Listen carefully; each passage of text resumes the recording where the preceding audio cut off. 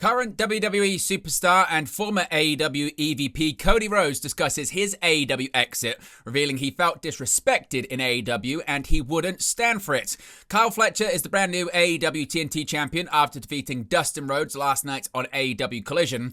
Darby Allin tries to throw Jon Moxley under a train last night on Collision.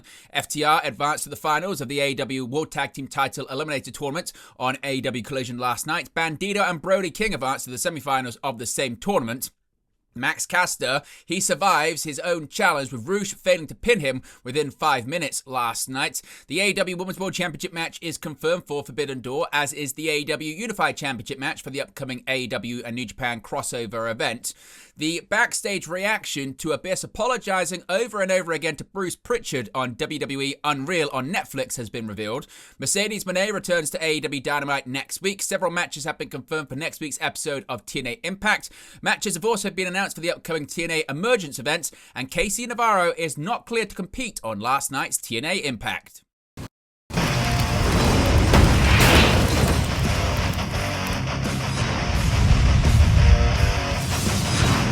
Hey guys, welcome back to Wrestling News 365. Hope everyone is doing very well. As always, there are plenty of news stories to get into in the world of professional wrestling. Let's begin with Cody Rhodes opening up a bit more on his exit from All Elite Wrestling back in 2022. Now, of course, Rhodes, a founding member of All Elite Wrestling, has opened up about his controversial departure from AEW, revealing he felt disrespected by the company he helped build alongside the Elite and Tony Khan. In a new candid interview on the Ringer podcast, which we'll have more from later, Rhodes detailed the personal nature of his exit from All Elite Wrestling in early 2022, drawing a sharp distinction between corporate decisions and personal betrayal. Here's what Cody Rhodes had to say in his podcast appearance. There's clearly bad blood, but there's also clearly respect and love. And in the end, the way I kind of see it is, if I felt disrespected ever at WWE, that's one thing. That's a company that was built. Look at this glass. You know, that's the Yankees. That's the flagship of it all. If I ever felt there, you know, I was a number on a sheet maybe, but feeling disrespected at something I built. Yeah. With my friends and with us that we built, feeling disrespected there, I wouldn't stand for it. And I think Brandy and I both, I'm so blessed to have her. It was one of those where it was, it. I did way more here than you think. And you're going to find out the moment I'm out the door. I don't believe in like the cold-hearted, backstabby type of revenge. The greatest revenge on earth is success. And I felt like we were sitting on something wonderful, something great, a huge, potentially with what I was doing with the American Nightmare, as a bad guy, as a good guy, as something in between. We're sitting on something magic. And if I'm not going to do it in the house that I literally, with Matt, Nick, and Kenny built, then buddy, I'm going elsewhere.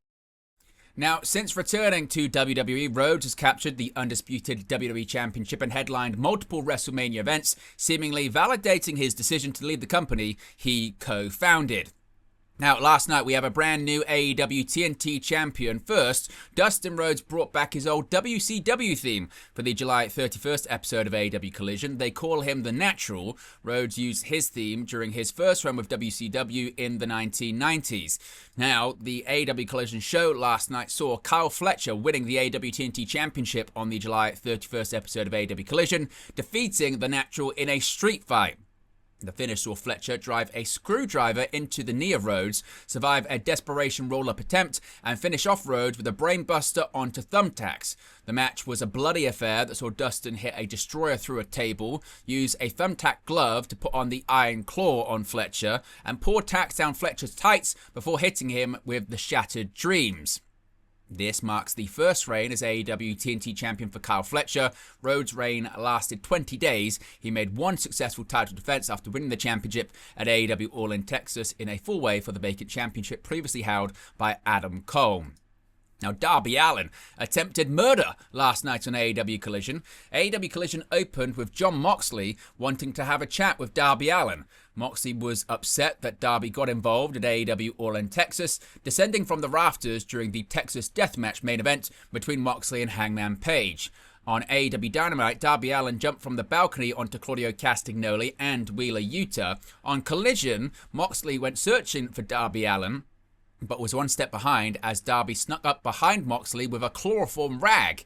Later in the show, Darby Allin tried to dump Moxley off the fire escape as a train was passing by. Security stopped Darby Allin before he could seemingly murder or at least do very serious harm to the former AEW World Champion.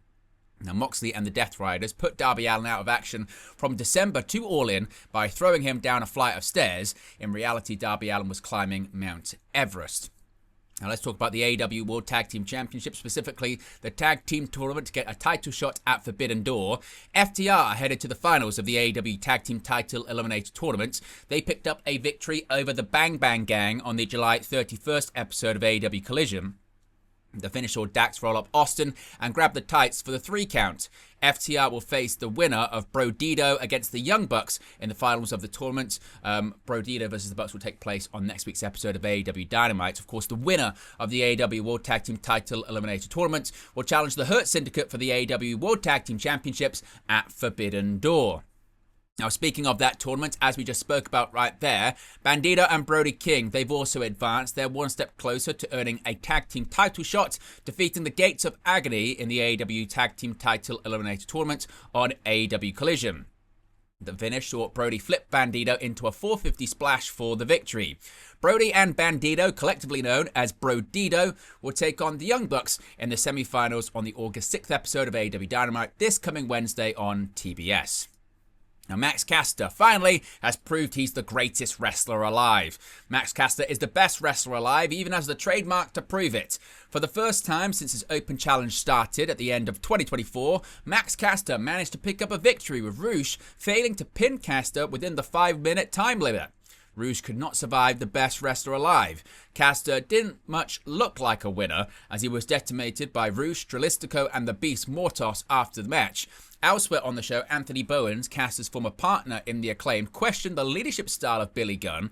Gunn said he would be headed home while Bowens gets things together. Bowens defeated Caster on the July 26th episode of AEW Collision. Now, several matches were confirmed for the upcoming Forbidden Door pay-per-view. First, the AEW Women's World Championship. Athena will challenge Timeless Toni Storm for the AEW Women's World Championship at the AEW and New Japan Forbidden Door event. The event is set for later this month, that being on August 24th in London. Athena made the match official on the July 31st episode of AEW Collision, executing her Casino Gauntlet contract. Athena earned a guaranteed shot at the AEW Women's World title by winning the Women's Casino Gauntlet match at AEW All In Texas. Athena pinned Toni on AEW Dynamite in a tag team match. She noted on Collision that she didn't execute her contract then because she realized it would be easy to win against a down Storm. In addition to that, another title match has been confirmed for Forbidden Door, that being the AEW Unified Championship. Kazuchika Okada will put his AEW Unified Championship on the line against Swerve Strickland at AEW and New Japan Forbidden Door. The event is scheduled, as mentioned, for August 24th. Swerve drew the ire of Okada after AEW All In Texas, where Swerve and Will Ospreay defeated the Young Bucks, stripping the Bucks of their EVP titles. On AEW Collision, Swerve said he had his eye on the AEW Unified Championship and mentioned Forbidden Door. Okada said they didn't need to talk at Forbidden Door, they could fight, bitch, and the match was later made official. People are still talking about WWE Unreal on Netflix this week, and there was plenty of sympathy for Abyss, also known as Chris Park, within the professional wrestling world this week following the release of WWE Unreal, but all may not have been as it seemed. The first episode of WWE Unreal focused upon the Netflix premiere of WWE Monday Night Raw. The final minutes of the show showcased CM Punk versus Seth Rollins, and Abyss, the producer of the match, was shown sitting at the gorilla position, frantically apologizing to Bruce Pritchard due to the match going over time, with Abyss cutting an Anaconda Vice spot from the closing moments of Punk versus Rollins. Chris Park then once again apologized to Bruce Pritchard after the match was over, with Pritchard calling the main event of the Raw Netflix premiere overwritten, overproduced, over everything else. Pro wrestling fans were sympathetic to Abyss following the episode, but Brian Alvarez has reported on Wrestling Observer Radio that this is often how Chris Park acts in the gorilla position. Quote, "When I watched it, at first I felt so bad for the guy, and then I thought, am I kind of being a mark? And then I asked around, and it was like, nope, that's that guy. He's a super, super nice guy, but man, he's always worried and he's always panicking," Alvarez said. Now, Abyss has been a producer in WWE since 2019. The former NWA World Heavyweight Champion joined the company following his TNA exit, ending his in-ring career in the process, and Chris Park noted earlier this year they had no plans to wrestle again. Now let's go to AEW Dynamite next week, and it will feature the return of Mercedes Moné. Mercedes Moné will make her return to AEW on the August 6th episode of AEW Dynamite.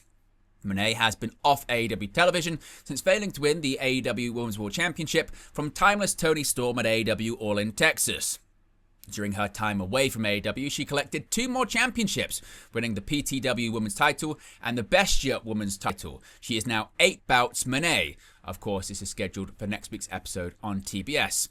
Speaking of next week, several matches have been confirmed for TNA Impact. JC Jane's TNA Knockouts World Championship was on the line during the July 31st episode of TNA Impact. She put the title up for grabs against the former champion Masa Slamovich. The match was thrown out when Knockouts World Tag Team Champion Ash by Elegant stormed the ring and ambushed Slamovich. Ash is the #1 contender by way of a battle royal she won, so Director of Authority Santina Marella granted her title match against Jane on next week's program. Whoever wins that will defend the Knockouts World Championship against Slamovich. A second championship match was made official for next week's show. It'll be Steve Macklin putting the TNA International Championship on the line against Jake Something. Also, matches have been confirmed for TNA Emergence, the upcoming event by TNA Wrestling. The next special on the docket for TNA is Emergence on August 15th. It is taking place at the Chesapeake Employers Insurance Arena in Baltimore, Maryland, and will air on the TNA Plus app. Coming out of the July 31st edition of TNA Impact, 3 matches have been set for the show. In the main event, there was a tag match that saw the System take on AJ Francis and TNA World Champion Trick Williams.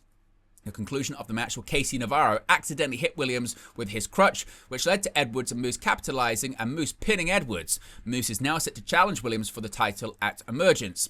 Leon Slater successfully defended his TNA X Division Championship last night in a 3-way match featuring Jason Hotch and Cedric Alexander. Slater pinned Hotch to retain, and at Emergence, he'll defend against Alexander. A backstage interview with Sami Callihan took place, and he pondered his in-ring future. Callihan is facing doubt after Moose berated him and body-shamed him in the ring on the July 17th TNA Impact. Callihan spoke highly of Mike Santana and said he wants to match up against his friend at Emergence. Callihan said if he could not get the job done against Santana, maybe he should leave his boots in the ring at the upcoming TNA special. And finally, speaking of Casey Navarro, he was not cleared to compete last night on TNA Impact. Going into TNA Slammiversary, Casey Navarro had bounced back from a dislocated left knee injury. He would ultimately be cleared to go on to compete at the pay-per-view in a 4-way ladder match for the TNA World Tag Team Championships. Navarro was scheduled to team with AJ Francis and TNA World Champion Trick Williams on last night's TNA Impact, but it was revealed that he re-aggravated his knee at Slammiversary and was not cleared to compete. Navarro, though, was involved in the main event of the program that saw Williams and Francis versus the System, with Navarro, as I mentioned, accidentally hitting Williams with his crutch, and that led to Moose pinning Edwards and getting a victory in the process. But there you go, guys, the latest pro wrestling news for you. Be sure to smash a like on the like button. Be sure to subscribe, bottom right-hand corner. As always, let me know your thoughts in the comment section below, and I'll speak to you again very, very soon. Hey guys, thank you for watching, listening, streaming, or however you come across this video today. Be sure to click on the video on the right there to watch our next video, or click the bottom there to subscribe, or the bottom right hand corner. Thank you very much, and I'll speak to you again very soon.